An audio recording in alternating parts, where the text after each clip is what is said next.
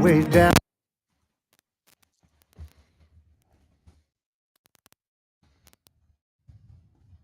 Wall Street, cities and states, Washington, D.C. Before it's too late, there's not long. We need leaders who lead us, not stick us and bleed us, then ransom our future and our children.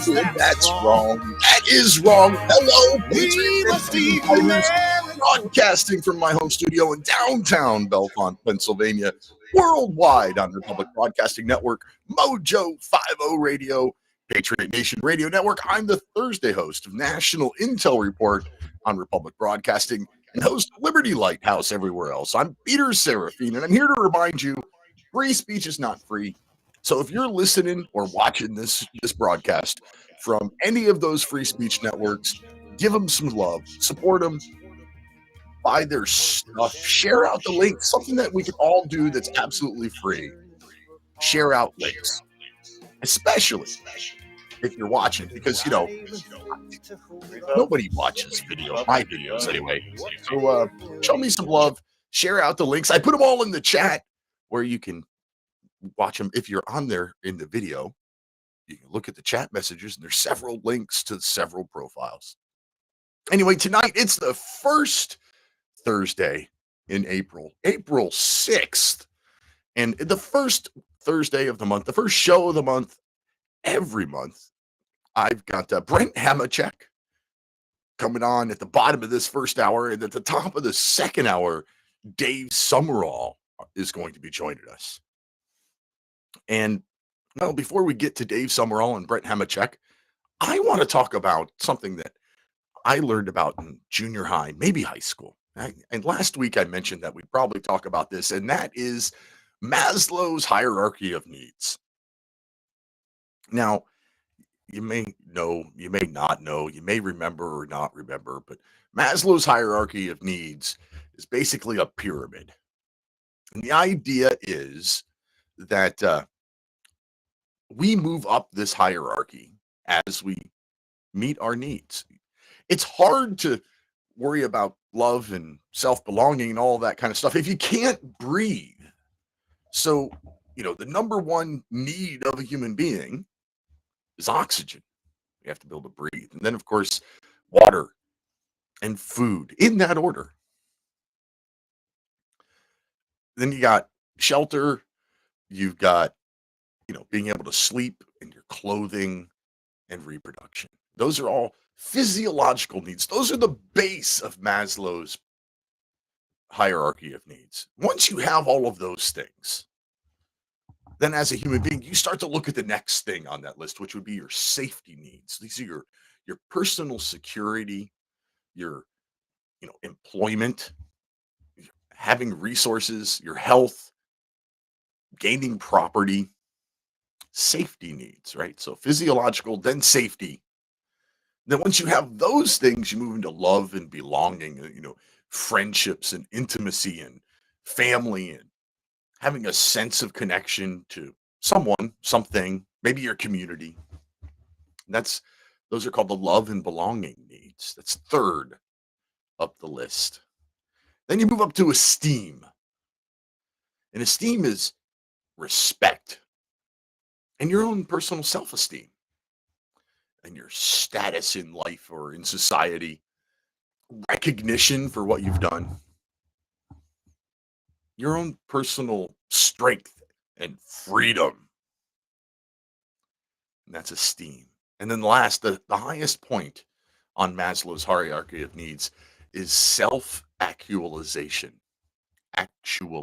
Self actualization. And this is the desire to be the most that you can possibly be. Now, it's hard to worry about being the most that you can possibly be if you're worried about your own personal safety. So, the whole idea of this Maslow's hierarchy of needs that we all learned about probably in high school or so. Well, that was all done by Abraham Maslow. I want to say the 1940s, and it's become a pretty common piece of social teachings. And one of the things that's interesting about it is that we here in the United States, we in our founding documents mention happiness, life, liberty, and the pursuit of happiness. Now, happiness would be way up there on this list, right? We're talking esteem and self-actualization levels, like the top two levels of Maslow's hierarchy. And we mentioned happiness in our founding documents, and to my knowledge, we're the first and probably still the only country to ever mention happiness of the citizenry in its founding documents. That's pretty interesting to me. But if you want to call and discuss any of this, this is a live call in broadcast, so you can do that 512-248-8252 or toll free 800-313-9443. I bring up Maslow's hierarchy of needs because I believe this basically spells out what's wrong with America today, what's wrong with our society as it exists today. Anybody want to hazard a guess of how I believe Maslow pinpointed the problems with our society? Well, I think that we in the United States, since, early 1900s, we have climbed so high up this list as a society that we're now working on the whole self-actualization. Wow, I can't say that word tonight. Self-actualization goals. I think that is where the transgender movement comes in. Maybe it's in esteem. The top two levels of this pyramid. The top two levels pyramid is a society have been because we haven't had to worry about two or three levels for a really long time in this country. And we haven't had to worry about them for so long that we've kind of forgotten about them. Now, I say all the time that pandemic, whatever you want to call it, the COVID phenomena shined a big bright light on a lot of our problems in this country. And I think that's true here too. Because when the COVID pandemic hit, there are a lot of people in this country who were afraid, who got scared of a virus that may or may not have even existed. I don't know. But because they were afraid, they dropped down on this hierarchy of needs. They no longer worried about esteem and respect and status. Now they were worried about their own personal safety. But then the outward signs of worrying about your own personal safety, well, they led to esteem because the mask, the mask became the symbol of fitting in with the good guys. See, Maslow was out, like I said, way back in the 1940s, and it explains a lot about human nature. You know, water is another great example of how things can move up and down on Maslow's hierarchy of needs. How much are you in the United States of America? How much are you willing to pay for water? Water's plentiful. It's inexpensive. It's even free. Falls from the sky. So we here in the United States of America, well, we're not willing to pay that much for water. But pick you up and put you in the middle of a desert where there is no water, you would give anything for a drop of water or a small bottle of water. Nothing else matters because water, it's number two need of a human being. You know, you got air, you have to be able to breathe, and then you need water. But when water is everywhere and it's cheap and it's plentiful, you forget how important that it is. Well, here in the United States, everything has been cheap and plentiful for a really long time. Our entire paradigm, our point of view is based on how plentiful life is in the United States. So let's go to the phones. We got Patrick in Texas on line one. Welcome to the show, Patrick. Yes, thank you very much. I think we need to stick our toe in the pool here to see where this is all going back. One thing is Lincoln. It was William Pierce that was the last president because Lincoln was not eligible to be a president. He was a bar attorney, and he was a communist in Illinois, and they basically just bought the presidency for $6 million. Another Jew, as a matter of fact, is Roosevelt, 1935. He created all these 250 agencies, and there's only one problem: he didn't have the constitutional authority to do that. And right. So there was, the Administrative Authorization Act, I believe it was, and and they gave them all full autonomy to be judge, jury, and executioner, so they can, be perpetual. They can find people and then add to their coffers. It's just an outrageous breach of the law. And then hold on, before we move on, yeah. One thing at a time, just so we can actually have a conversation. So, Administrative Authorization Act, 200 or now 440 federal departments and agencies, completely violates the separation of powers. We talked about this before. Article 1, Section 8 says that only Congress can pass laws. But if you've got laws, regulations being passed by some agency, regulation is a de facto law. So that is an unconstitutional separation violation. The other is the separation between who writes the laws and who enforces the laws. So if you've got, say, the Environmental Protection Agency writing regulation, and then, oh, look, they have their own law enforcement, that's a violation of the separation of powers. That goes against the entire concept of our country because one branch is supposed to write the laws and a different branch is supposed to enforce the laws. So you made some great points there. Yeah, that's correct. Yeah, it's like it's Congress is the only one that's supposed to make that makes laws. But they're really supposed to just to pay like a bill. They're supposed to be paying bills. They're not really supposed to be making laws.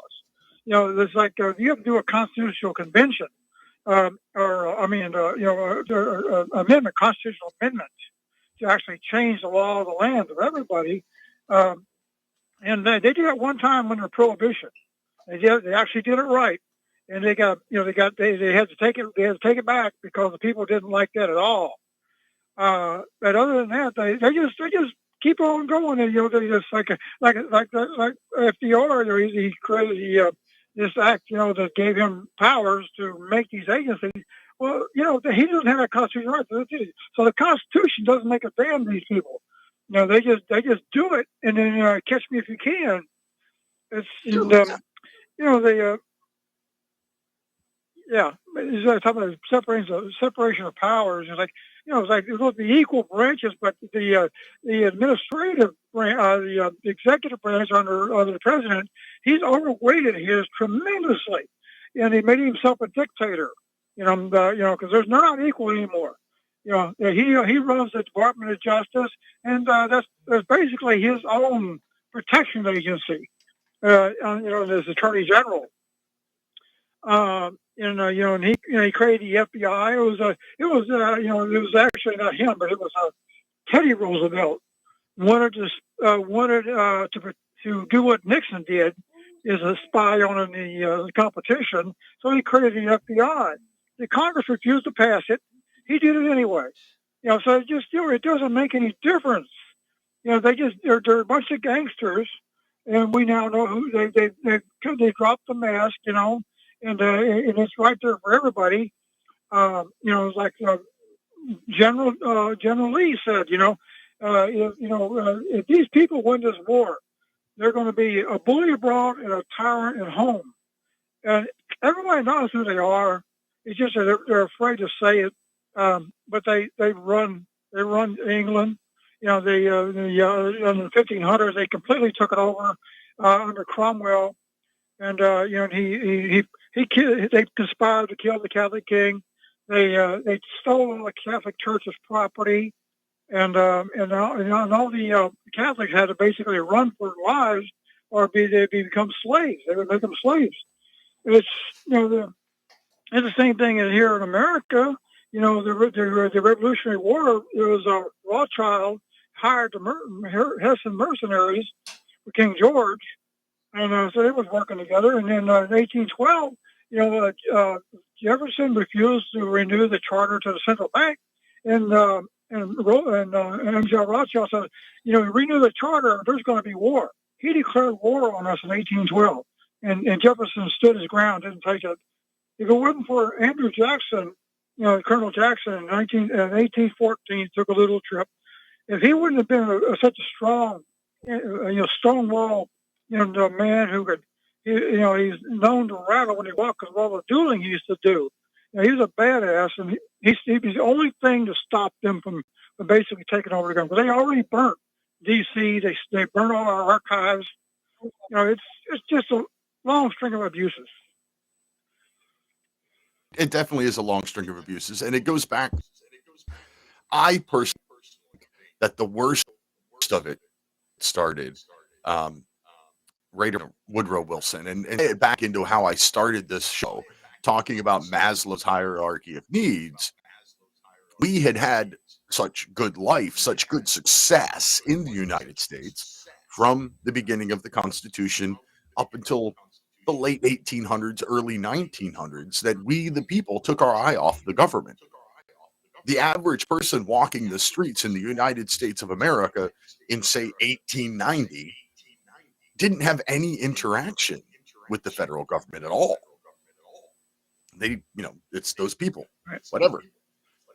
And so historians refer to that. We stopped to Jefferson, and then we ended up electing Jeffersonian democracy. We ended up electing this guy Woodrow Wilson, who comes into office and basically thinks himself a king, and he thinks that the Bill of Rights, well, doesn't really matter to him.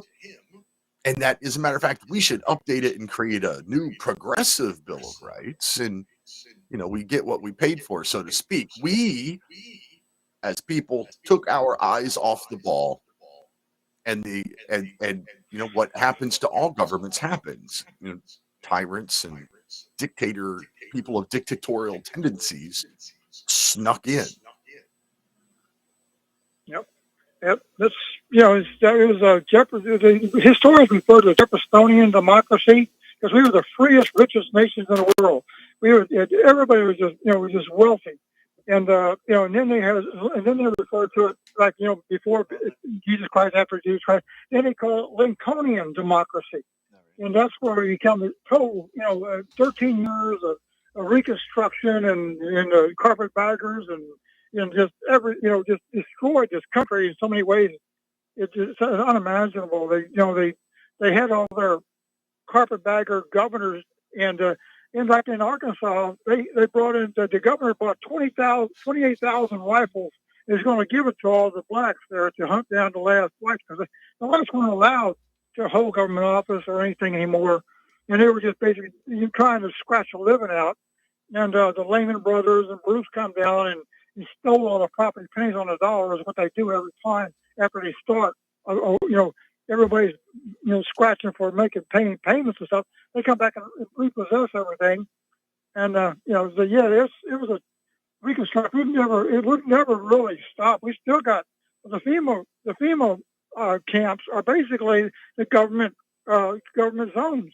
It's identical. And people say that we're still under martial law. They own the media, and they got us, and Rockefeller took over the education system.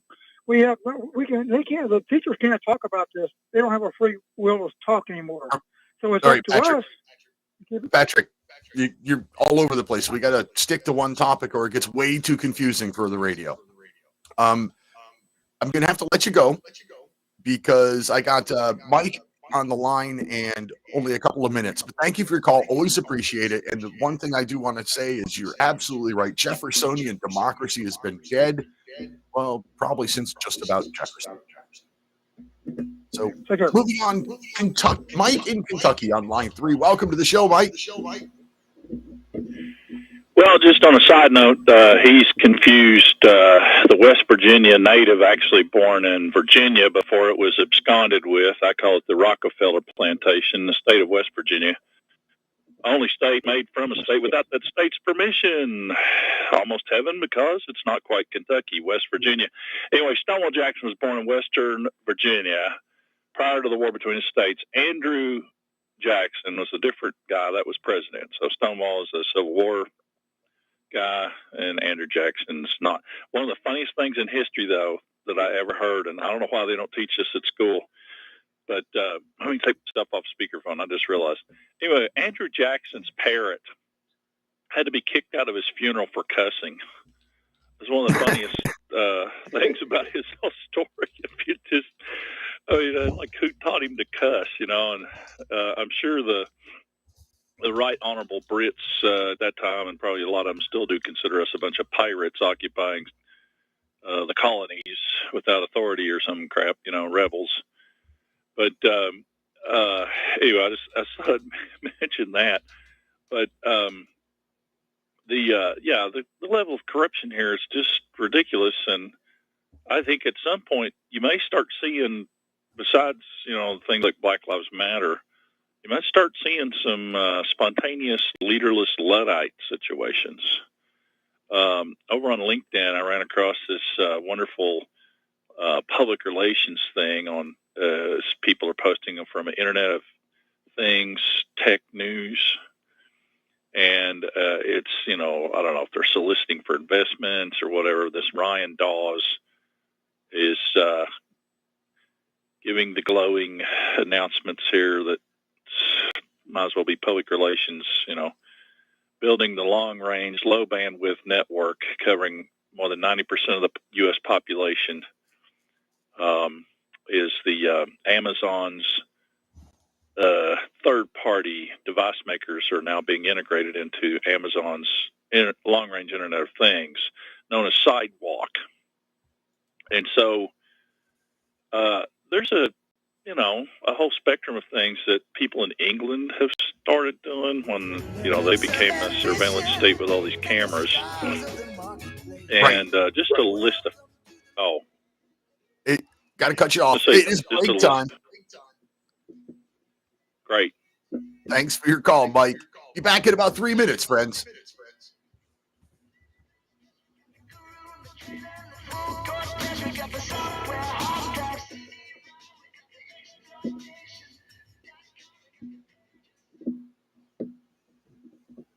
Are you one of the millions of people who feel like there is a dark cloud hanging over their heads whenever they're using pharmaceutical drugs? For some, the short-term relief can turn into an opioid addiction nightmare. Have you ever wondered why CBD oil is a billion-dollar industry? It's because it works better than opioids and is actually healthy for you. However, CBD oil is stripped of all other helpful compounds found in the hemp plant. According to neuroscientists, the whole hemp plant, otherwise known as hemp paste, is even more effective than the chemically processed CBD oil. Are you ready to take back your health? You can try hemp paste for the price of a cup of coffee. Hemppaste.com/RBN. Free shipping on orders over $50. See the banners for hemp paste at republicbroadcasting.org and visit hemppaste.com/RBN. Gilad Atzmon says the essence of Jewish power is the ability to prevent the discussion of Jewish power. Jewish power requires anybody in politics to understand it and know about it, but never talk about it. My Awakening really sums up with the very best evidence, the facts and the truth about race, and the fact that race drives history, and the truth about the Jewish question. The younger you get, the greater the percentage of people who identify as alphabet soup, LGBTQ, RS. This woman, she's like, oh yeah, I identify as a koala 2 years ago. And I'm like, what? A koala? What? Maybe if it was Quickie Koala, that might be cool, but otherwise, no. How about an inward pass? Have you ever received an inward pass from any of your black friends? Biden invited a drag queen to come for the signing of the Respect for Marriage Act. It's the Respect for Anal Sex Act. So, let's just call it like it is. The Patrick and Jeremy Show, Tuesday at 9 Central and Wednesday at 1 Central. Hi, Tom Bolton for Ease Off. I know so many of you are finding our Easy 4 carcass drop and lift an essential tool for your meat processing operation. But today I want to spotlight 4 of our new products.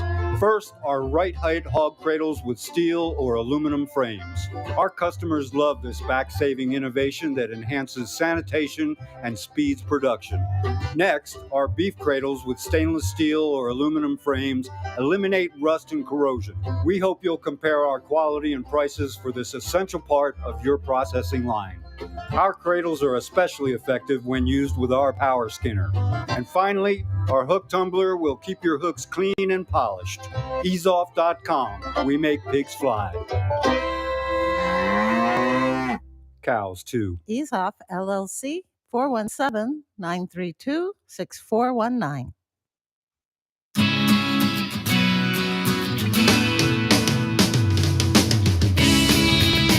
You're tuned in to the National Intel Report, the Real Talk Radio Show.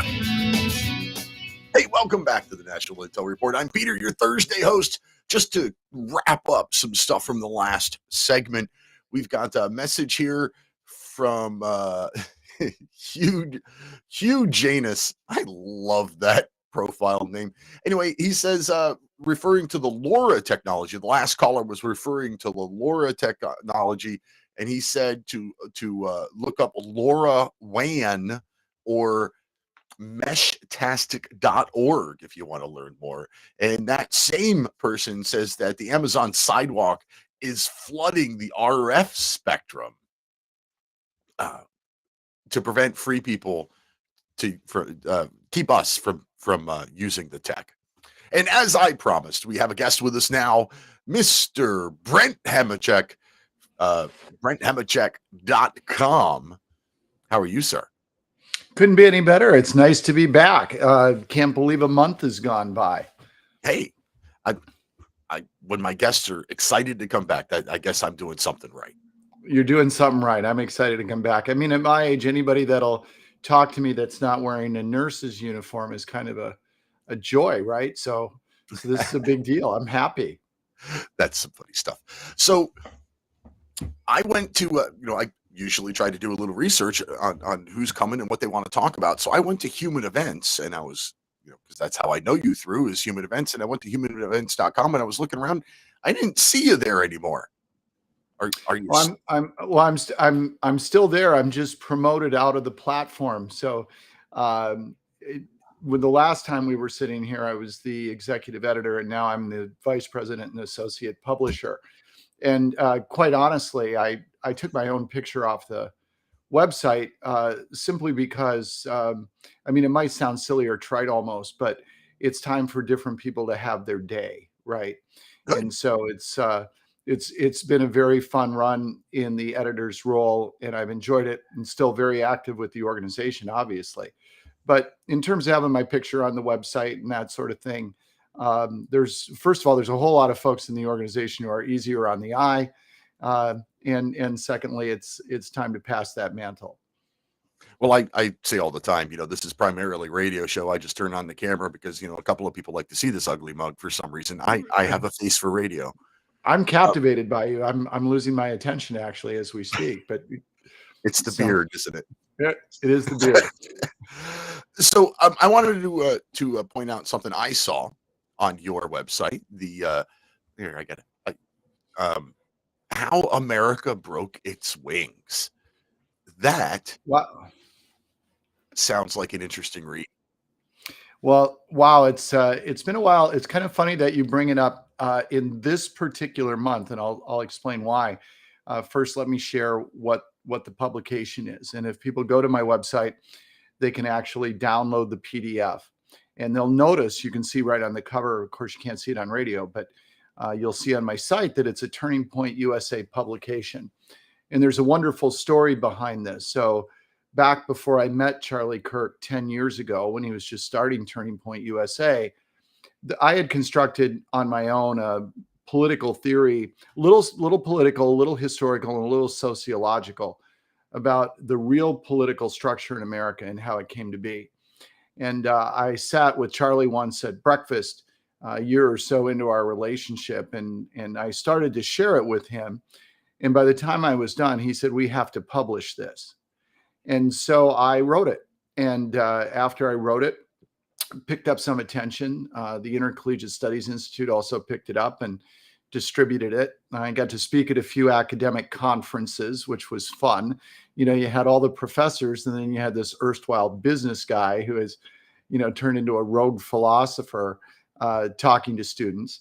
And it's interesting that you bring it up in this particular month, because at the end of this month, up in southeastern Wisconsin, I'm going to be addressing the Lincoln Day dinner.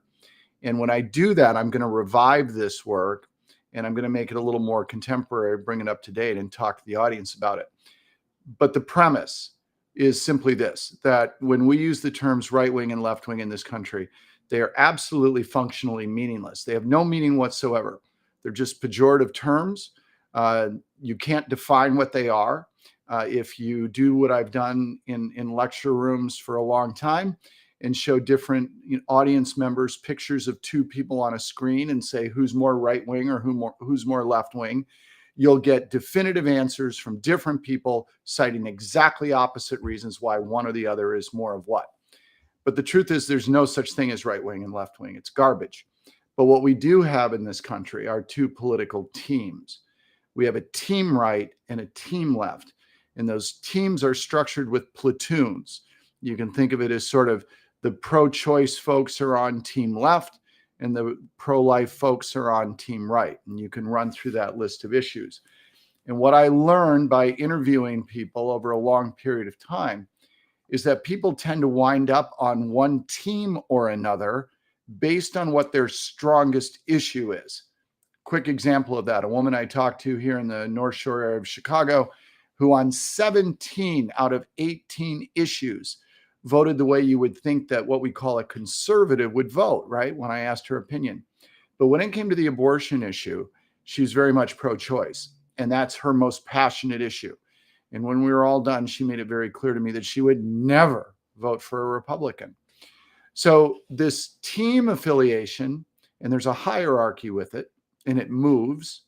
What it allows you to do is it allows you to take anything that's happening in the news and instantly predict what the reactions will be from whom and how it will play out in media and in the streets. And so it's been very effective. It's 10 years old now or so, and super fun that you asked me about it. Well, it was the top thing in your, was it your thoughts? What do you have a page? Your thoughts and happenings. It was the top article in your thoughts and happenings page. And it is, from February of years ago, but it was the top thing there. And I thought, hey, what's this? I did download it, and unfortunately I haven't had a chance to read it. I really wanted to read it before I had you on tonight, but I didn't get there. I do most of my reading in audiobook form. I'm a mailman. I spend 5 hours a day driving around delivering mail. So I get my phone to read things to me while I'm out there. Sure. Yep.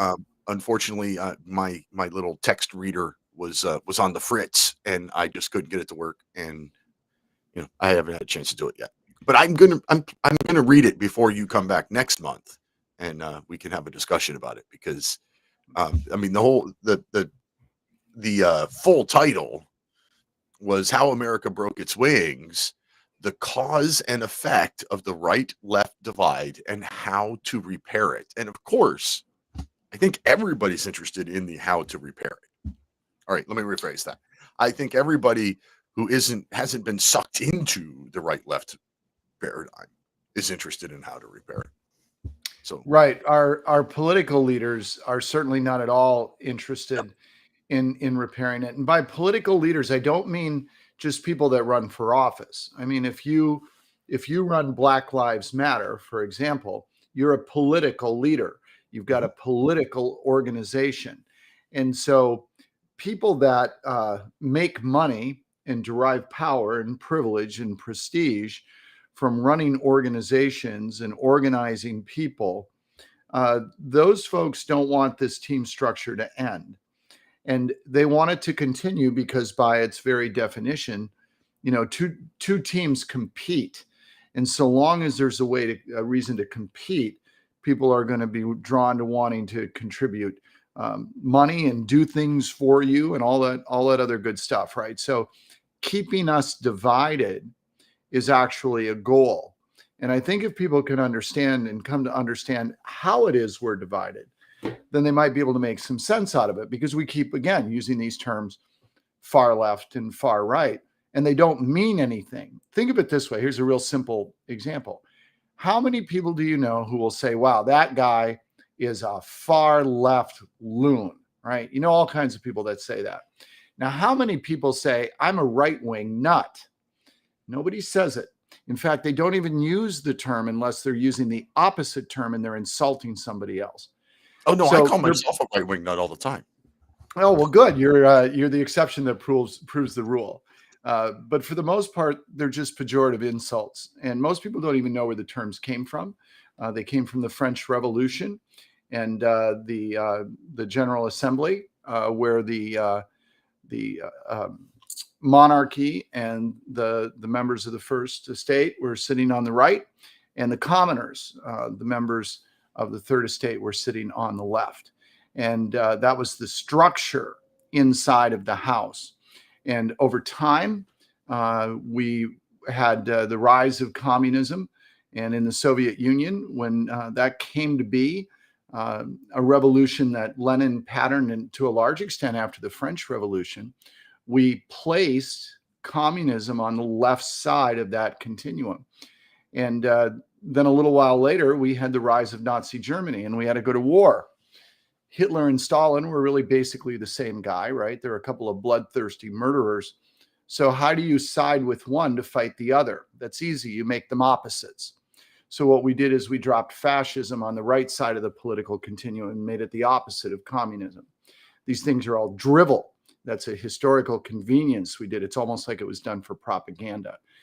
No. And then the rest is all developed in that short booklet. So I would love it if your audience went and read it. And I'd especially love it if they read it and then wrote to me and shared their thoughts, because I love to get notes from people, critical or otherwise, just sharing what they think, and I always respond.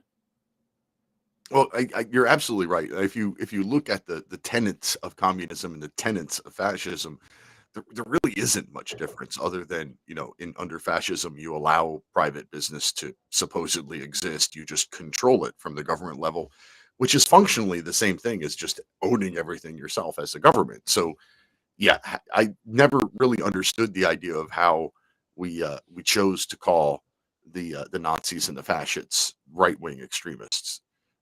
But yet the communists and socialists are left-wing extremists. I never did understand that, other than it's just a made-up construct, like you just said. Right. Well, it's kind of fun. So I'll take a photo and I'll put it up side by side of Ted Cruz and Rand Paul. And I'll ask people, who's more right-wing? And some people will say Ted Cruz is. And you say, why? Well, he's religious, and he, this whole thing. And they go through that and say, okay. And somebody will say Rand Paul, and say, well, why is Rand Paul more right-wing? Well, he's a libertarian. He's, believes in less government, minimal government, and the whole bit. Say, all right, great. Then I put up the next slide, and it's Rand Paul and Adolf Hitler. I say, all right, who's more right-wing? And then it all falls apart, right? Because then people very quickly realize, oh my God, this is garbage. And it is garbage. It's absolute garbage. And it's intellectually sloppy, for starters. I mean, people who use the term intellectually are just sloppy. But people who use it casually as regular citizens are cheating themselves, because they're not allowing themselves to think through what's really going on. And the booklet that you mentioned is my attempt to try to offer an explanation as to what's going on and a different way to look at things. All right, so everybody go out there, everybody listening, go out to BrentHamachek.com, click on the Thoughts and Happenings tab, and you will see how America broke its wings. And right at the top of the page, it's the first thing listed.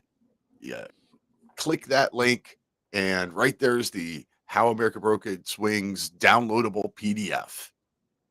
So everybody can go download it for free and give Brent your thoughts, because I'm anxious to read it. I'm really disappointed in myself for not getting it read before I had you on. Oh gosh, don't be. I'm grateful you brought it up at all. One of the things I point out to people a little bit now, since many years later, I've written so many books and written so many essays and articles and opinion pieces and so on, all of which have had the benefit of professional editing. I always like to point out that this was published in the early days of Turning Point, when they didn't have a professional editing staff. So as you read through it, you'll find some errors. Don't be too proud of yourself if you catch something along the way. Fully acknowledge the fact that there's some stuff in there that a professional copy editor would have caught. Me, I can't proofread. My brain's not capable. But the thoughts are good. Just forgive my first book. I hired an English major, like a master's student, to proofread it for me. I thought when I was turning it into a college organization, I sort of took that for granted. But look, a serious thing about writing for Turning Point, I did have the opportunity, including this piece, to write 6 of what would have been their first 7 pieces of foundational literature that they used for the better part of a full decade. And it's fun to go back to a Turning Point event now, and somebody will say to me, wow, I read Capitalism Cures, and you made the social justice defense of capitalism, and that book, that booklet changed my life. It changed the way I looked at free markets. And it's really nice to know that when you get an opportunity to contribute something to young people, that years later, then you get that chance to hear from them that it actually made a difference. And so people thank me, and I just thank them for reading the stuff and having the opportunity to write it and share the ideas. Especially, I thank Charlie Kirk. If Charlie hadn't spotted some sort of latent talent in me, I wouldn't be on this show with you today. All roads lead to this show. And no Charlie Kirk, no interview with the two of us today. Well, if I ever meet Charlie, I guess I'll I owe him a thank you. I hope it's a thank you. Oh, so what are you up to now? I mean, you've taken a back, I don't know, behind the stage sort of position at Human Events. So what are you working on? Well, what I'm working on now, and what I love to share with your audience and every audience, is the Common Ground Campus program that my partner Felissa Blazek and I created about a year ago. We had our first event at the University of Georgia a year ago this month, so a bit of an anniversary time for us. And the program is one that is designed to have college or high school students, we've done one at a high school, come together on an issue that is divisive on their campus. And instead of debating that issue on stage in front of their peers, we have them identify both sides of the issue, identify different specific areas of concern or problems or whatever it might be, things that bother them about the issue. And then we have the other side ask them questions and why does this matter to you? Where are you coming from? That sort of thing. We go back and forth. And I moderate these events. And what we do is we try to find common ground. And we film the events. We have a pizza party afterwards for the audience and the attendees. And my partner who plans them just does an extraordinary job of putting the events together and then editing and working with the film afterwards. And I would encourage your audience, if they want to see something kind of different, to go to commongroundcampus.com, easy site to remember, right? And take a look. And in particular, take a look at the videos we just did at West Virginia University, where we took on the new state law that permits concealed carry on campus. And we had students who were really seriously concerned about this, right? And we got them together, and the feedback from the audience was tremendous. The feedback from the participants was tremendous. We're doing something. We had a representative from Duke University tell us just a few weeks ago. He said, look, you guys, nobody is doing what you're doing. And nobody is. And so it's unique. And, you talk about a learning curve all the time. You go back and you look at our first videos and the clips from the University of Georgia a year ago. And then you take a look at what we did at West Virginia. And you'll see that we've climbed the learning curve quickly and beautifully in terms of film production quality. But the events at their core are still the same. And we're getting students to come together and speak in a way that they're not used to. I like to say that we're trying to get rid of hate in the third person. And it's more difficult to hate somebody if they're sitting across the stage from you than it is if they're sitting in their own basement on their own computer screen and you're sitting in your home on yours. So we know we can't solve the nation's problems, but we also know we can do what we can. And I'm proud of Felissa and I for doing what we can, right? We're not just sitting in our armchair bitching about it, as if I might say that on the radio. We're actually out trying to do something. And I encourage people to take a look and come and support us and join us and help us in trying to reach young people with a positive message. Yeah, I think it's a brilliant idea. Anytime we can get people with opposing views to actually sit down and learn the other side's position and how they can come to some common ground, it's brilliant. It's the opposite of what the social media generation has done to us as an age. We all go on our preferred social media platform and gripe and groan and complain about whatever it is that we complain about. We do that even if your name is on your profile and stuff. It's still relatively anonymous. You're not face to face with the person that you're arguing with, and that makes a huge difference.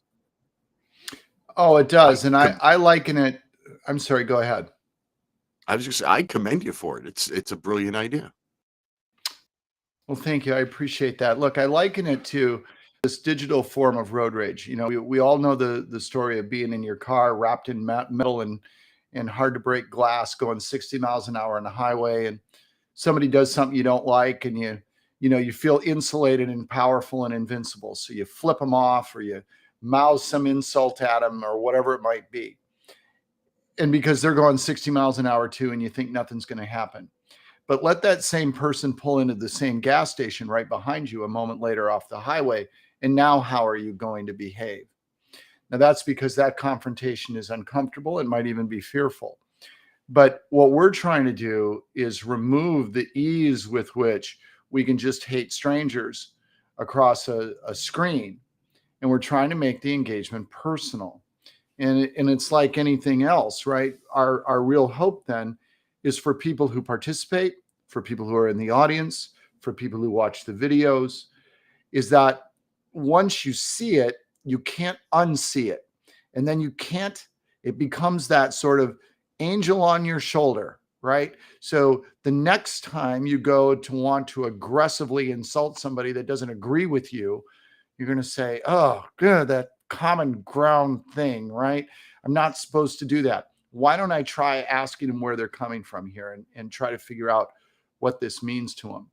And how often have you had the experience just in your regular life? We've all had this a million times where you sit down with somebody and say, by the time you're done, you'll say, wow, we're not as far apart as I thought we were. No, I've said that about that's what we're trying to do. Yeah, that's what we're trying to do. I just realized, 23 minutes after you joined the show, I made an introduction for you and I forgot to play it.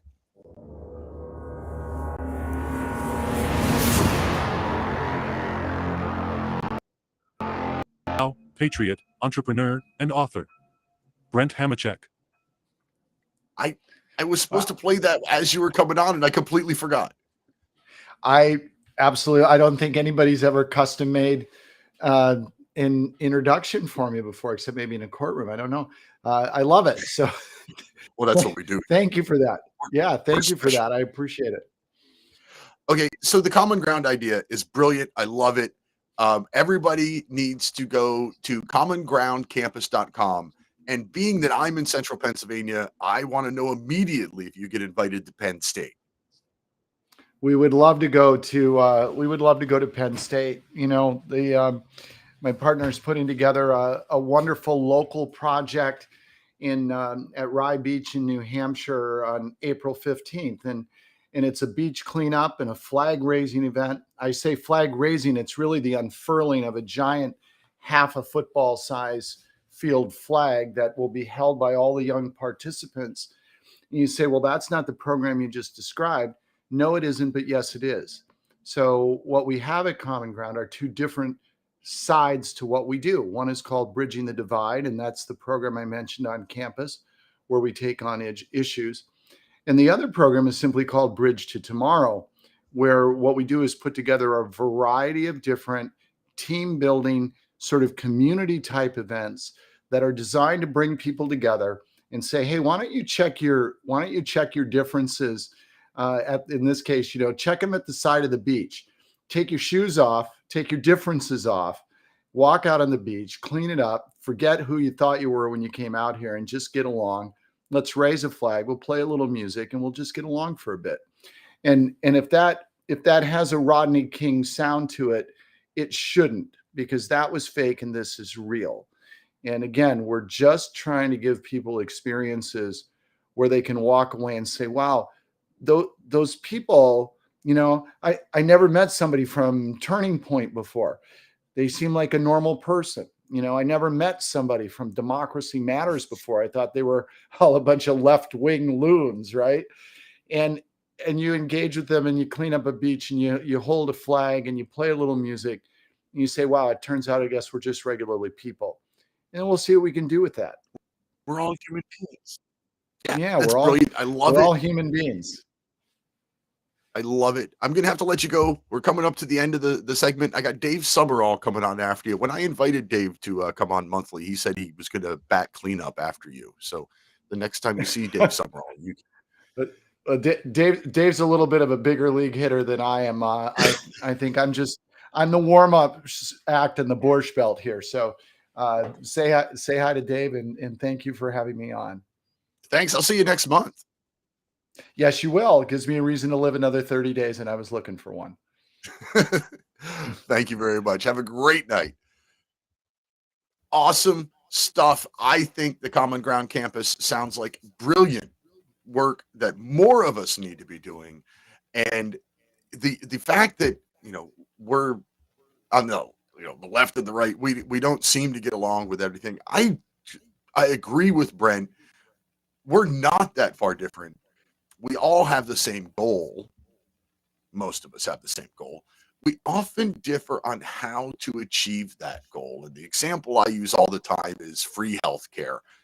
Who doesn't want free healthcare? Free healthcare sounds like a brilliant idea. Those that are supposedly on the left camp, well, they want the government to pay for it. Those of us on the right do not want the government to pay for it. In my opinion, I don't think the government's ever done anything effectively or efficiently. So why would I want them in charge of my health care? So same goal, different objective, or different ideas of how to get there. I think we should do the charity model, St. Jude, Shriner Hospital sort of way. Don't tax people, do good work, get funding through charity.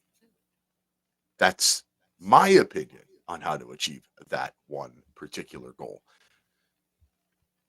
But there's a lot of goals like that where the so-called left and so-called right, we agree on the tenets, we agree on the goal. It's not how to get that. It's let's see here. It's the end of the first hour. Be back for hour number 2 in 3 minutes. Gonna kick it off with Dave Sumrall. Be right back, my friends.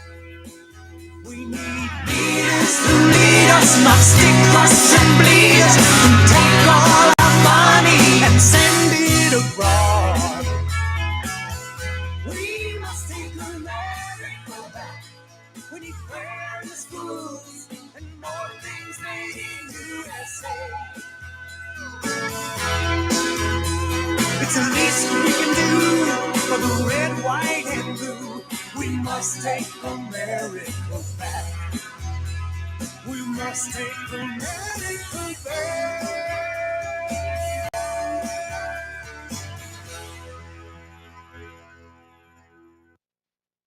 Don't become dependent on the medical system. Get and stay healthy naturally with Extendivite. Metals in the liver cause peroxides to get dumped into the bloodstream. Peroxides do more damage than free radicals to the arteries, and the LDL has no protection from peroxides, causing the LDL to get stuck in the arteries, creating a potential blockage. Extendivite slowly chelates the metals away from the liver so it can dispose of what was meant to be a harmless process, peroxide. Extendivite's 7 herbs has a job to strengthen the organs and circulatory highway. Can you afford a heart attack? Extendivite is available in capsule or liquid form for just $69.95 for a 2-month supply.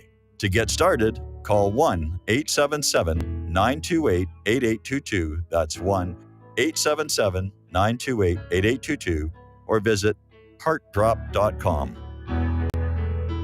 Extend your life with Extendovite.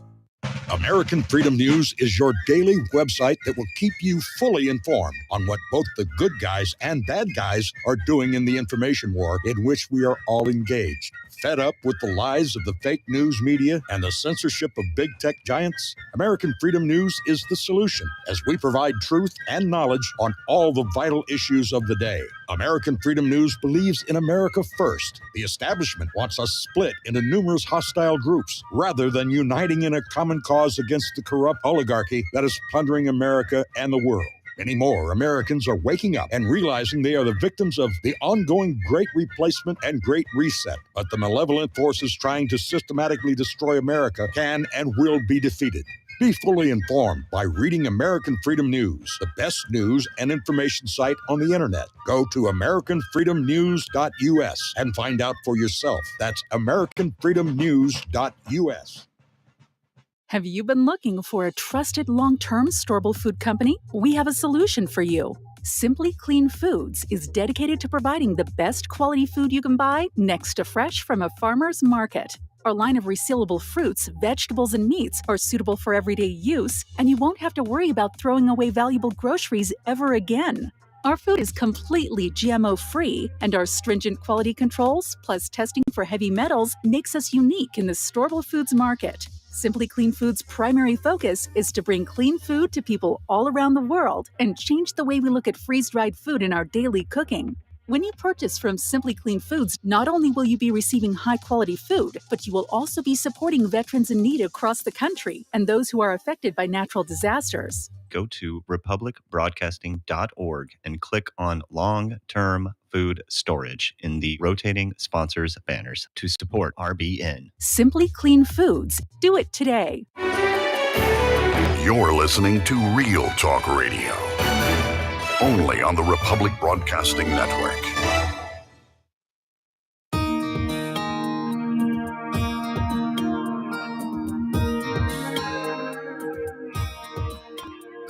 The American dream has become a nightmare.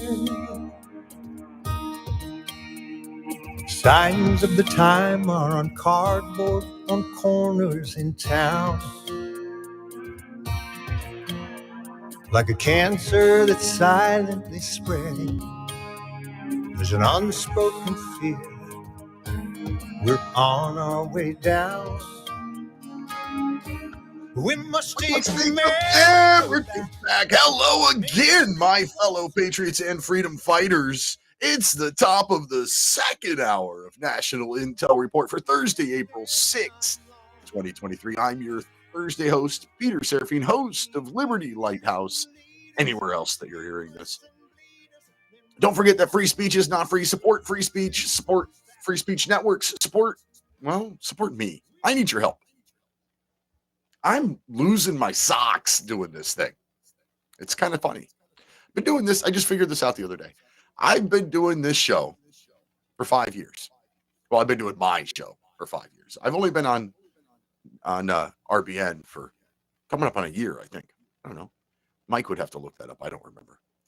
But yeah, I'm losing hundreds of dollars every year. I just figured it out, a couple of weeks ago, did my taxes, and like, oh, look, my revenue from sales of merchandise and stuff. Oh, that paid for my streaming service, so I can bring these lovely video live streams to you. But then just a couple of days ago, I got the bill for my website hosting, and I'm like, oh crap, I forgot about that. So yeah, I'm losing hundreds of dollars a year doing this, but I do it anyway because it's not about money. Not everything is about money. So if you could support me, I'd appreciate it. You can go to liberty-lighthouse.com. I don't want your free money. I don't want you to, I'm not asking you to donate or anything like that. I would much rather that you get something for your money. So, buy some merchandise, buy a copy of my book, use a sponsor, go to mypillow.com or the Wellness Company or Right to Bear Insurance and use the code Lighthouse and help me out. It's greatly, greatly appreciated. Now, I told you I was going to have Dave Sumrall right now, but he hasn't connected yet. So I'm not exactly sure what's going on, not sure where he is. So I'm going to turn to the news and talk about something that just today, the Biden administration review of the Afghan withdrawal blamed former President Trump for the chaos of the withdrawal that happened under Biden. The Biden administration says that, well, Trump sent this arbitrary date that this is when we've got to get out, but there was no plan as to how to get out.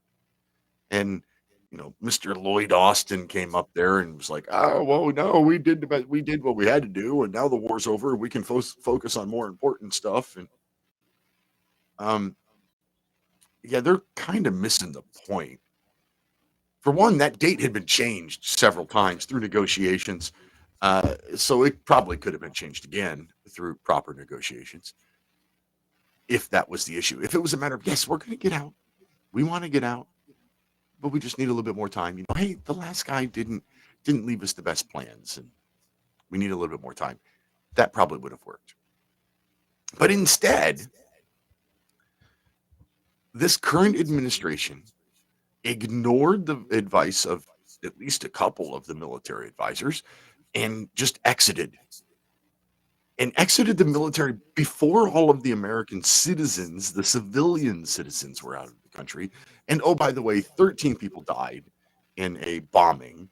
And when this current administration tried to retaliate, he blew up a family in a car on their way to a barbecue or picnic or whatever. But refuses to take any responsibility for any of it. One of the things that I've noticed and that really bothers me about this current administration is the fact that they continue now 2 years and 3 months in, 4 months, 2 years and 4 months in, continue to blame everything on the last guy. Everything. And that should be a problem to all of us. I said before, I don't think Donald Trump was perfect. Donald Trump did a lot of things I liked, but he did a lot of things I didn't like. And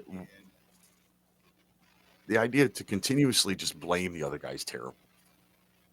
Like right now, there's this talk kicking around, the idea of banning TikTok, the little 1-minute video social media app. Well, according to somebody, I think it was the Clay and Buck show, Clay Travis and Buck Sexton. I think it was one of those guys who said that Trump had already banned it, had already banned TikTok. Hadn't taken effect yet, but he'd signed the paperwork. And one of the first things that Joe Biden did when he took office was to undo that ban. Kind of like, we're energy independent as a nation. And one of the first things that President Biden did when he took office was to torpedo our energy independence by canceling the Keystone XL pipeline and, basically canceling all new leases on land and then arguing about it and eventually having to debate. Oh, let's sell off all of our oil reserves. Oh, by the way, China bought a whole bunch of those. But it's all Trump's fault. Now, I was never a big fan of President Biden. When he was running for office, I constantly was talking about his track record as senator, his track record as a politician in general. How many times already run for president and how he had to drop out because he got caught lying. I talked about how Joe Biden, he's an empty vessel who flies with the winds of his party and always has been that way. A lot of people out there now are saying, well, he's senile. He's a senile empty vessel. He's old and he just goes along with whatever they tell him to do. Well, all of that may be true, but the going along with whatever they tell him to do is not new. That's what Joe Biden has always been. He doesn't, I don't know that he has an original thought in the 50 years in Washington. Everything he's done has been at the whims of his political party. And you can look at his voting record. You can look at his past speeches. He goes one way on an issue, and then a couple of years later, he completely flips that issue. You got, when he was running for president, well, you ain't black. You don't know whether to vote for me or Trump. But you go back a few years, go back to the 70s or 80s, whenever it was, when he talked about the racial jungle of integrating schools. All of that aside, I already did not like Joe Biden, is my point of that. But now, he's been in office for 2 years, 4 months, or a couple of days short of 4 months. And he refuses to take responsibility for anything and blames everything on the previous administration. And I do mean everything.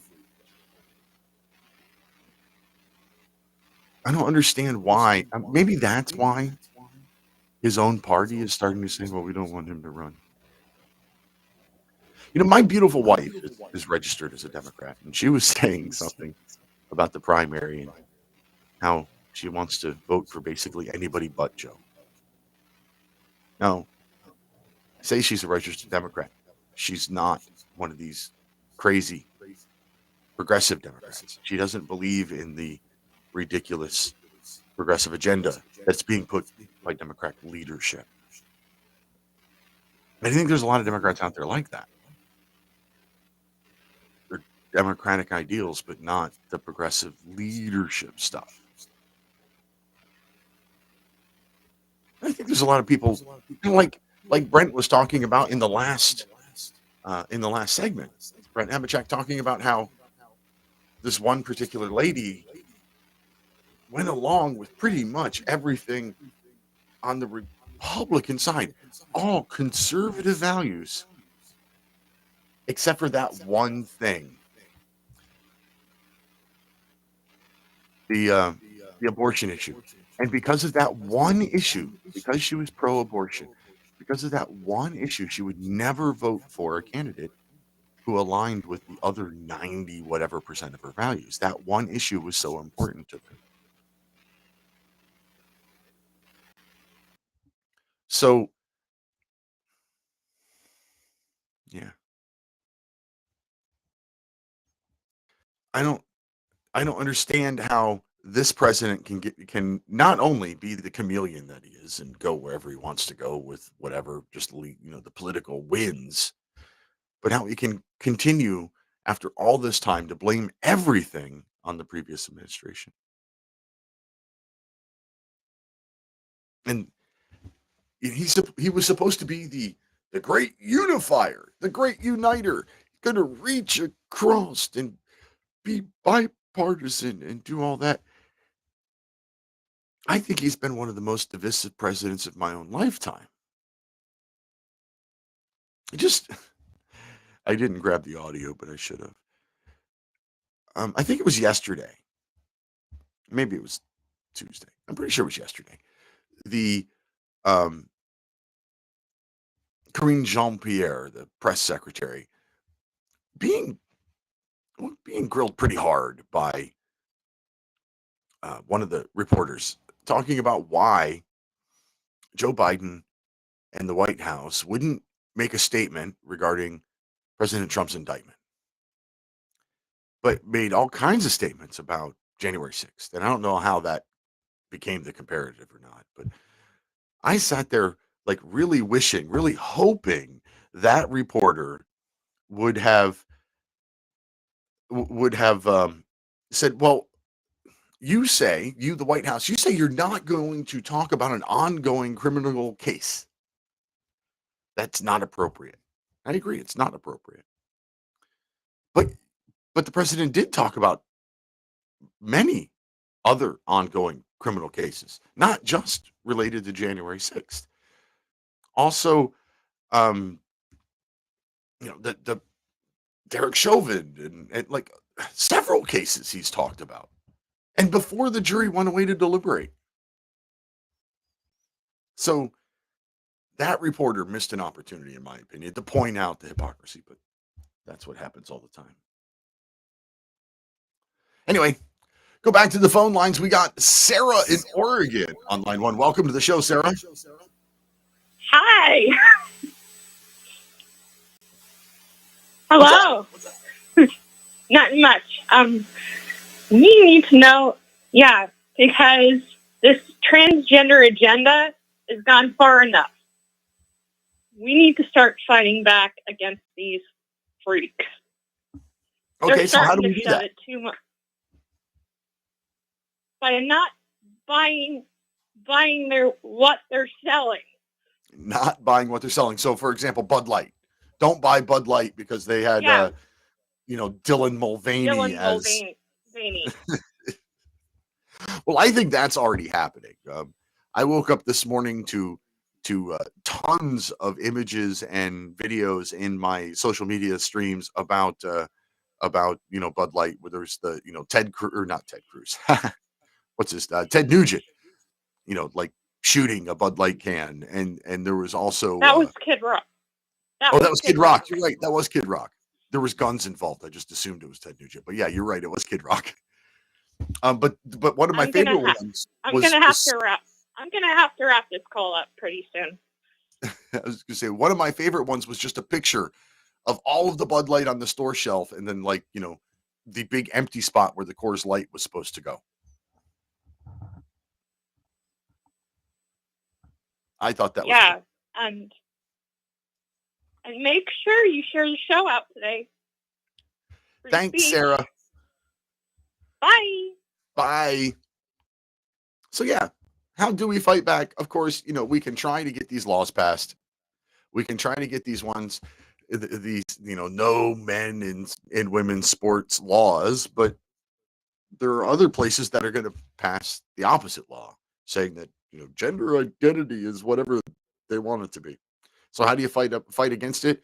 One way is fight with your wallets. Like Sarah just said, you got Bud Light coming out doing the trans, the Dylan Mulvaney trans spokesperson. If you're a beer drinker, don't drink Bud Light. It's that simple. That's really not the right side thing to do. The conservatives, the Republicans, generally speaking, we don't do the whole boycott thing. That the left side is much better at that as a group. But yeah, maybe don't frame it as a boycott. Just don't buy it yourself. I don't drink beer. I don't have that problem. I drink whiskey. And I recently just reached out to a whiskey company. I found a new whiskey that I really like. It's Kinsey.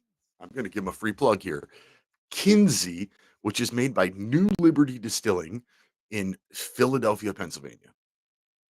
They, generally speaking, not a huge fan of rye whiskey, which is odd because I live in the middle of Pennsylvania, which is kind of the home of rye whiskey, where all Pennsylvania whiskeys were rye whiskeys for the longest time. This New Liberty Distillery and Kinsey whiskey does a great rye that's really smooth and easy to drink. And they do it American and they do a bourbon. They do just good whiskeys. And so free plug to Kinsey whiskeys out of New Liberty Distilling in Philadelphia. Love them. So yeah. Anyway, where were we? I was just bashing on Joe Biden.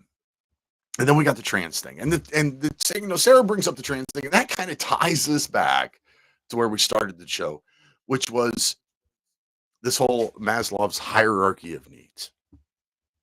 Maslow's hierarchy of needs. We have climbed as a society and as individuals, we have climbed so high up this list that we've given up on the bottom stuff. And the bottom stuff is going to crush us. We've forgotten about it. We have forgotten about our safety and security needs. And we don't pay any attention to our physiological needs anymore. Air, food, water, shelter, those things are all here in the United States and so plentiful. Well, they are now. But the longer we as a society and our political leaders, the longer they focus on the stuff at the top of this transgender ideology and this push that everything be racist and oh my God, America is such a horrible society and we need reparations and all of that kind of stuff. As long as we keep that stuff in the news, eventually everything's going to crash and we're going to end up back here at the bottom again. We're going to have to start over. When our money is not worth anything anymore, then basic water, food, shelter, sleeping, clothing needs are going to become important to us again. I go back and I compare the United States to the fall of the Roman Empire often. I think it's an easy parallel to make on many ways. There's the parallel on the money side, the Roman denarii, which was a silver coin that as time went on had less and less and less silver in it until toward the end of the Roman Empire, there was almost no silver in it. And then there's also comparatives on the social side. The gluttony, the me, the what self-centered everything about it, the the perversion of it, people cross-dressing, men that you couldn't tell from women and women that you couldn't tell from men walking the streets of Rome, kind of like today. And then there's the welfare state of it. Toward the end of the Roman Empire, Rome had become almost a complete welfare state. It started out, in the Roman city where the government was giving loaves of bread. And then eventually it got to be that it was people quitting their jobs just so they could get free loaves of bread. And then it got to be the fact that, the government was setting the price for the grain, and the farmers couldn't produce the grain to make the bread at the price the government set. So overregulation, welfare state, depravity in the streets, fake currency that doesn't have any value anymore. Am I the only one that sees all of these parallels piling on top of each other? These were all signs of the end of the Roman Empire that lasted. How long did the Roman Empire last? I don't remember. Anyway, Francis in North Carolina, you don't have long, but welcome to the show. Well, that's nice to know. Hey, kiddo. I'm trying to think of the lady's name that just called in a moment or two ago about the various companies using someone who is a cross-dresser or whatever, advertising their items and so forth. I don't recall what her name was. Sarah. Sarah. You go, gal. You go. I have to applaud her on that because, you know what, unless the public can verify that the person is either a man or a woman, guess what? I don't care how pretty they make the model look that's advertising the booze or food or who knows what to the public. If it's found out that the person's either one or the other, then boycott it. I mean, flat out. Enough of this this sex fluid crap. I mean, if someone's going to change their sex, fine. Go ahead. Go change your sex. Happy la with your life and leave everybody else bloody hell alone. Because quite frankly, if I recall, looking back in the history of people who changed their sex, they went about their lives, generally were quiet unless they were a celebrity or something, or end up with notoriety they didn't want, for that matter, and so forth. I mean, I can name some royalties that you would probably recognize. Christine Jorgensen, Renee Richards, just to name a couple, and so forth. Of course, there's others, but hey, that's neither here nor there. But to go and broadcast this, it's getting to be absurd, and who knows how much these people are getting paid to do it. Obviously, if some beer company is paying this person that's making out that they're a woman and they've got a male penis and balls, I mean, come on, give me a break. Do you honestly think I'm going to drink a beer from that company that uses someone who can't make up their mind what sex they are, and they're basically a cross-dresser to advertise their brew? I don't think so. Well, I mean, that's just getting ridiculous. I think just a second ago you were hitting on one of the primary differences between supposedly the left and right of We the People. Oh, pray tell. The primary difference being most of us on the right, I don't give a crap what you do to your own stuff. You can wear whatever clothes you want. You could chop parts off. You could sew parts on. I don't care. When I start to care is when you shove it in my face all the freaking time. When you put it in front of my children. When you want to push it into all the television shows and the advertising and everything else. I'll hang. Hey, you hear the music, Francis? How do you all want your Corona? Oh, lime, coconut, and pineapple, and all the variants. Thank you very much. Be back in 3 minutes, my friends.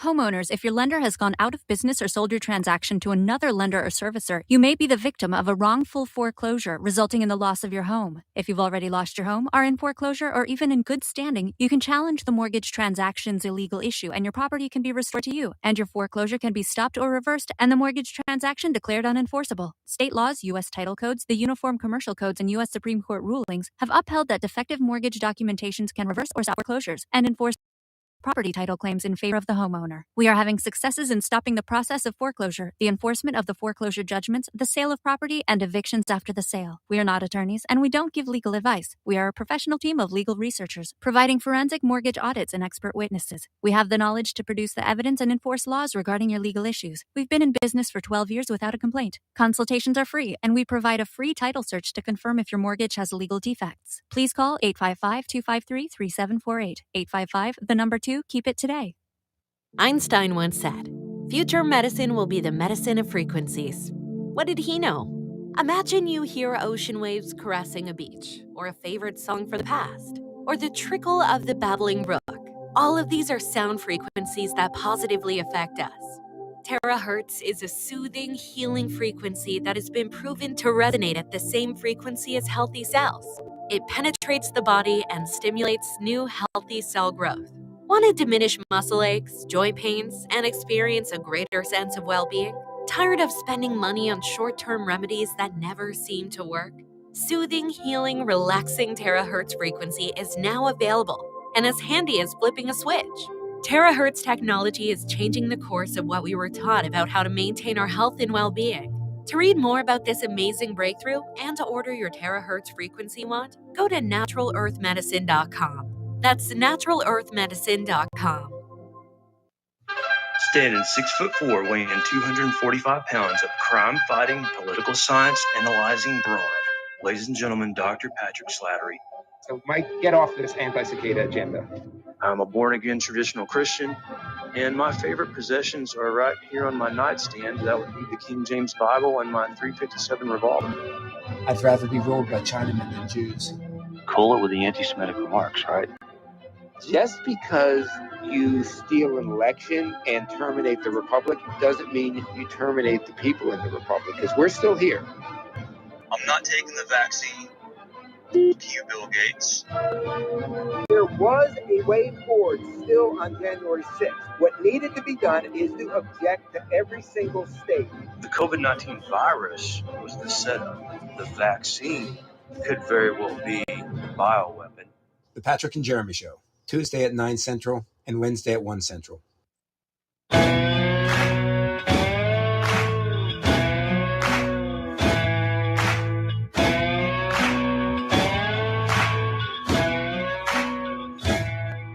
Deep in the heart of Texas, back in It's the final segment of the National Intel Report on Republic Broadcasting Network for Thursday, April 6th. Liberty Lighthouse, anywhere else you listen to it. Do me a favor. If you're watching on video, or if you, wherever if you're listening live via satellite, any of those things, just do me one little favor. Find the podcast. Find the Liberty Lighthouse podcast someplace and hit the subscribe button. I'd greatly appreciate it.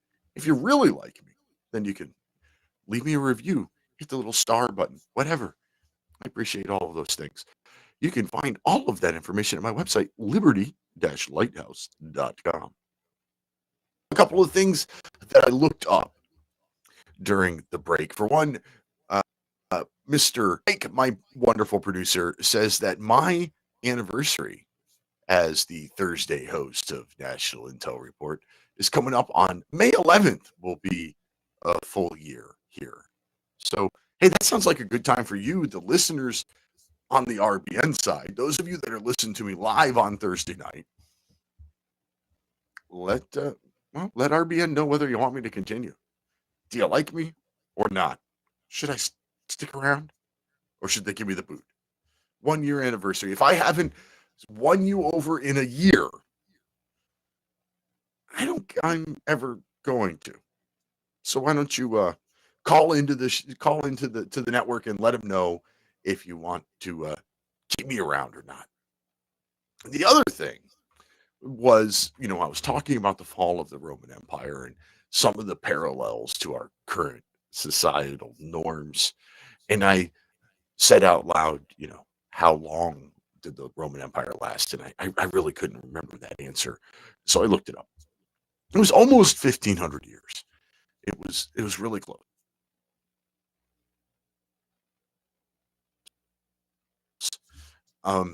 They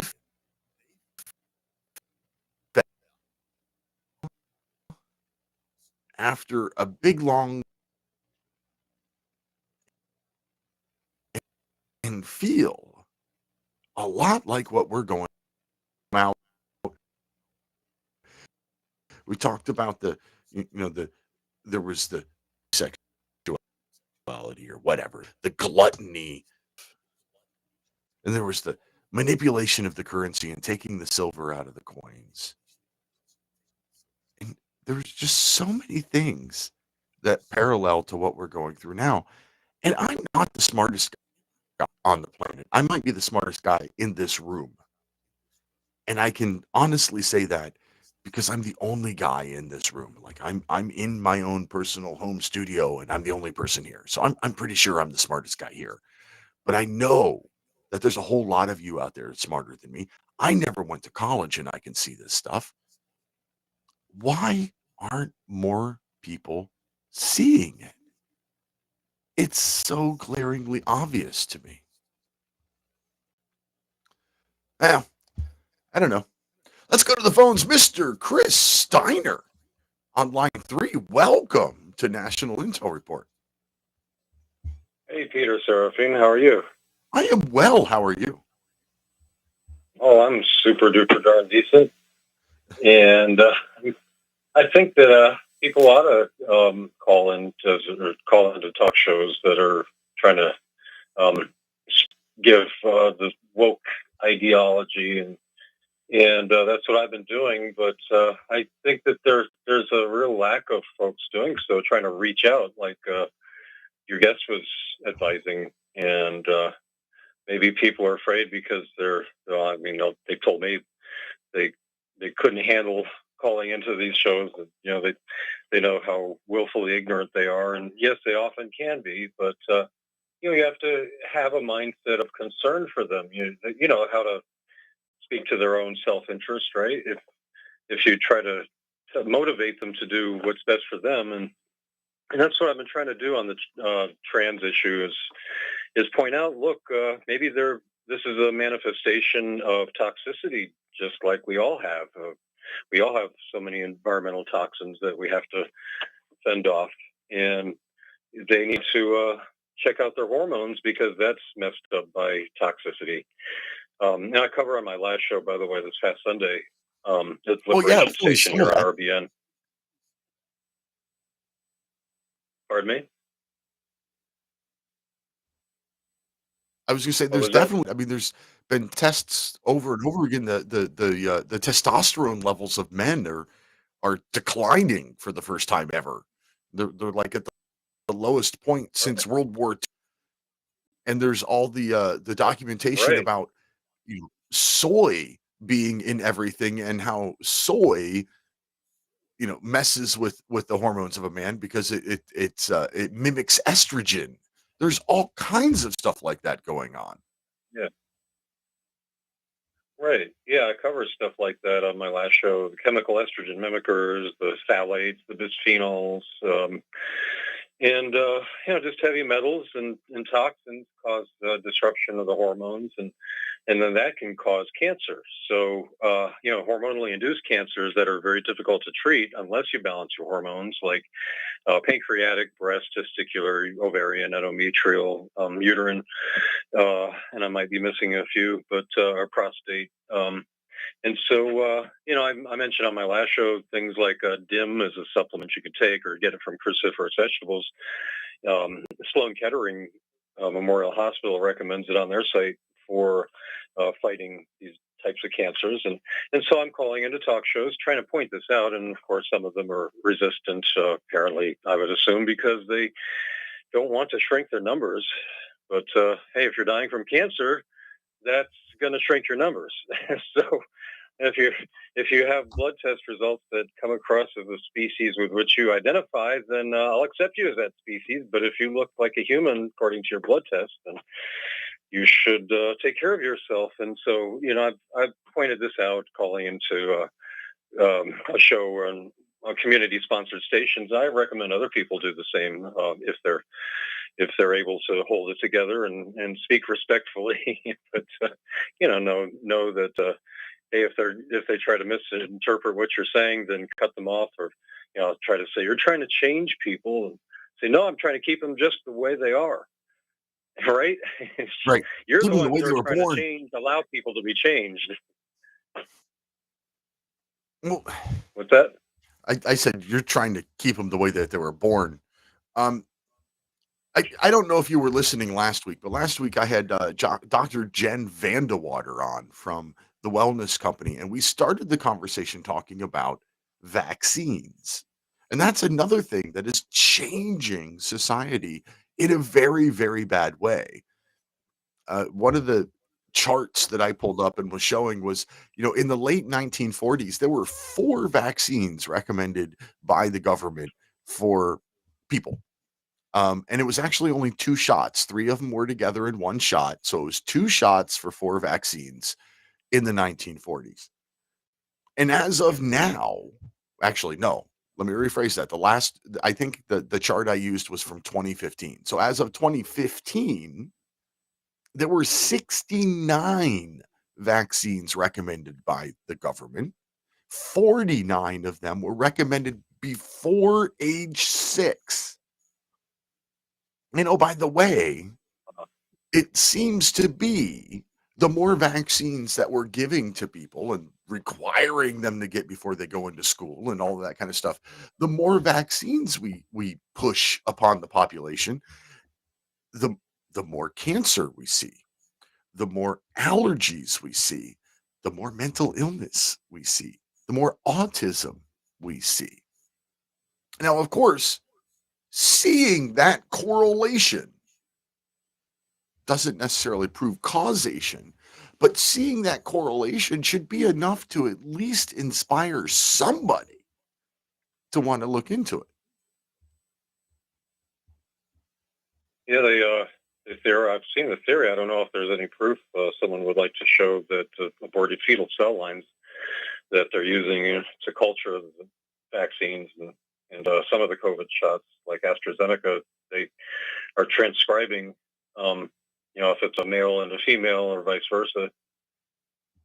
So, I tell folks, get nourished and balance your hormones, and don't worry about you're making permanent decisions with your anatomy until you do so, because you might regret it. And, maybe before you have any romantic relationships, because people do, I've had some people confess to me privately, confide in me that they've changed because they've improved their health and, made these changes. So, you don't know how good you're going to feel until you try. And if you don't like the way you are, then go back to consuming those toxins or getting those shots or whatever it is that you are genetically predisposed to certain toxins to cause you to result in your disease. I mean, I don't want somebody to do that, but I have to honor their wishes in the spirit of Hippocrates to give them all the choices of all the all their options. And if that involves choosing to be sick, then they can choose to be, but they never chose to, willfully chose to intake all these, inhale and ingest all these toxins in our environment. Just, I know it sounds callous to say you can go back to the way you were, but I think that don't you think that they might consider that an honor to them, that you really don't want to change them? Well, yeah. I mean, nobody wants to be forced upon in any way, but there's also, I mean, you look out and you see so many of these young people who were allowed or coerced or whatever the proper terminology is there. So many of these young people who have transitioned from one gender to another are now detransitioning and speaking out about how wrong it was. One young lady, one of the first to become relatively famous, and her name is escaping me right now, who's out there. She was a girl who wanted to be a boy and went through the whole process, had a double mastectomy, was on hormone blocking stuff as a teenager, and then eventually switched over to being on testosterone. And to me, what was really interesting about that was her description of her mood and emotions while she was on testosterone versus while she wasn't. And it was just shocking of what a power that is, and if you put it in somebody who's not built for it, what it does. So Yeah, it yeah, makes you very angry, even if it's natural testosterone, even if it's naturally made. Like for Tribulus terrestris, by the way, is an herb that is a very potent precursor. I'm not sure if it's a precursor, or say at least stimulates your body to produce testosterone. And I've noticed if I take too much, then I'll be quite irritable, which I don't like to be. So, it's a lot better than taking the synthetic stuff, though, like the androgel, or I don't know if you call that trainee fluid or not, but it'll shrink the testicles. And on the opposite, when you produce it endogenously or naturally in your body with things like Tribulus terrestris, then actually a study shows it increases testicular size in rodents. And I'll confess to the same thing. Not that I would like to be modest, but I think the audience ought to know that that's something that you can do to counteract it. And it's a mood booster as well when you have a decent libido, or at least you're able to direct it towards you focus it on your I use it for focus, my motivation, and direct my energy towards having confidently taking action, I guess, is the best way to say that it affects me. But when I take too much, I act a little unprofessional, I guess. But I know there's the studies as well. It makes me, with the testosterone, making people irritable and worried about the shooter. So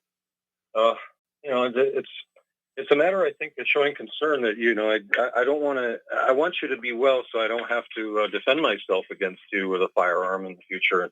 I want to convince you to be well, so that I don't have to meet you on the street someday, and or me or somebody else, and have to deal with this ugly situation.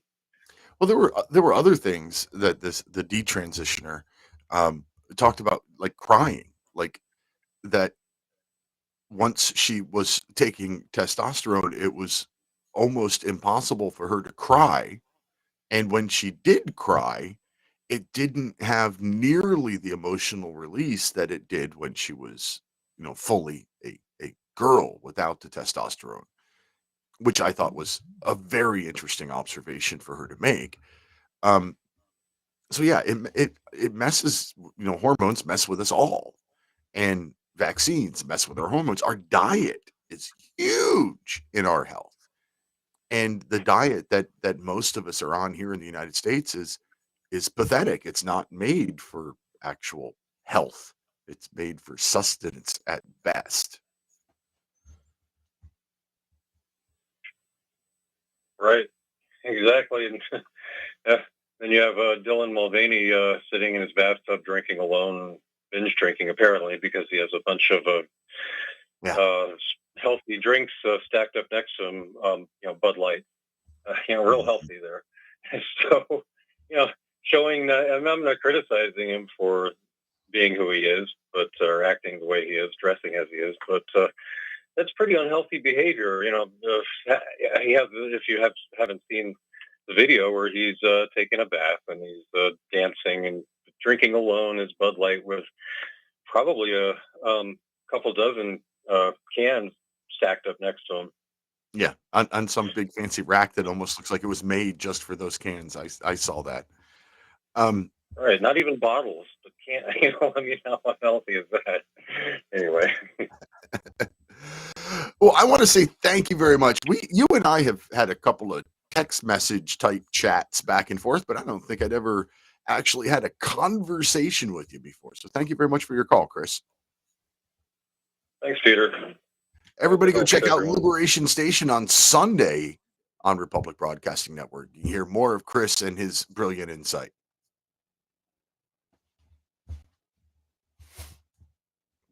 All right. One of the news headlines that caught my eye that I don't know how to segue into this. It's a completely different thing. It's completely off the topic of where we were for pretty much everything we've talked about so far tonight. Tennessee. The Tennessee House of Representatives has voted to expel one of its own members, and there's two more that are probably going to get expelled. They're at least going to vote, and they're going to have the debate and the argument. These three members, well, they're being voted on, expelled, removed from the House of Representatives because they led gun control protests with blowhorns after the shooting on last Monday. And this particular headline kind of caught my eye, and I'd like to talk to somebody about this because I'm not sure how to feel about it. So 512-248-8252 or 800-313-9443. I'd like to hear your opinion about this because I'm torn as to whether or not this is the right thing to do. So the background of the story is these three members of the Tennessee House helped organize and lead this big protest pushing for more gun control. I don't know how I feel about elected representatives leading political demonstrations. Is it their job to lead political demonstrations in the public? Or is it their job to pay attention to the political demonstrations, act on what may or may not come of the political demonstrations? I'm not sure if it's if it's right for them to be out front leading, but I'm also not sure that it's wrong enough that they should be removed from their elected seats. And I don't know how to think about it. I'm not sure how to parse that conundrum, that dilemma. So I was really kind of hoping that maybe one of you smart people out there listening or watching might have a perspective that I haven't thought of as to why this is wrong or right or whatever. I'm not sure. But when Chris was on the phone, I mentioned the wellness company with Dr. Jen Vandewater, and I wanted to say, it's really funny. I brought Dr. Jen on to the wellness company because I liked what the wellness company was doing, but I didn't realize that they had an affiliate program. So I am now a proud affiliate of the wellness company. So if you need to talk to a doctor, if you want, I don't know, a waiver for vaccines for you or your kids, or maybe you want to just talk to a doctor that you know is not part of the big government corporate system, a doctor who actually is concerned about health care, then you can visit the wellness company and, well, you can talk to a doctor without becoming a member. Or if you become a member for as little as $99 a year, you get to pay less with the doctor. That's one side of it is members get a discount when they're talking to doctors, but you can call and talk to a doctor without being a member. And the other side of it is their supplements line. They've got quite a few of them. They carry Doctors Zolac and Z Detox and Z Flu and all of those things, and have all of their own things like spike support to help get proteins that you may have picked up from COVID or the vaccine or anything. I don't know.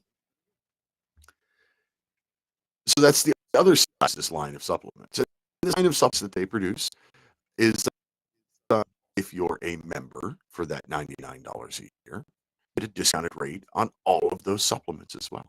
So I'm proud to announce that I'm part of the company and becoming an affiliate with them. So if you go to Wellness Company, TWC, the Wellness Company, TWC.health, please Lighthouse right there. I'd greatly appreciate it. And having said that, something I've wanted to say for quite a while about sponsorships in general. I complain that I don't really make anybody doing this. I jokingly complain about it sometimes, but it's relatively true. I don't make enough money to actually pay for what I do, but I also don't want to just make money for the sake of making money. All of the things that I announce and advertisers that I use are all companies I've done business with or companies that I really believe in their product or service. So the Wellness Company, I haven't used them myself yet, but I believe in what they do. Romika Designs, the laser engraving company, I have used them. I have purchased from them.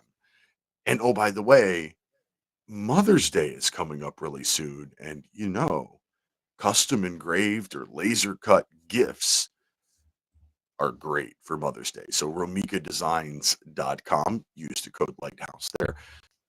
I wanted to say that, I talk about all of these sponsors are either products or services that I've actually used, except Wellness Company, which I haven't used yet, but I do plan to. I will do that very, very soon. So I guess we don't have any time for any more phone calls. I was hoping to get somebody else's opinion about the whole Tennessee House people getting expelled, but I guess I don't have time for that. There's only 5 minutes left or so. But I'm still torn. Is it the job of an elected leader to lead political movements, or is it their job to react to political movements?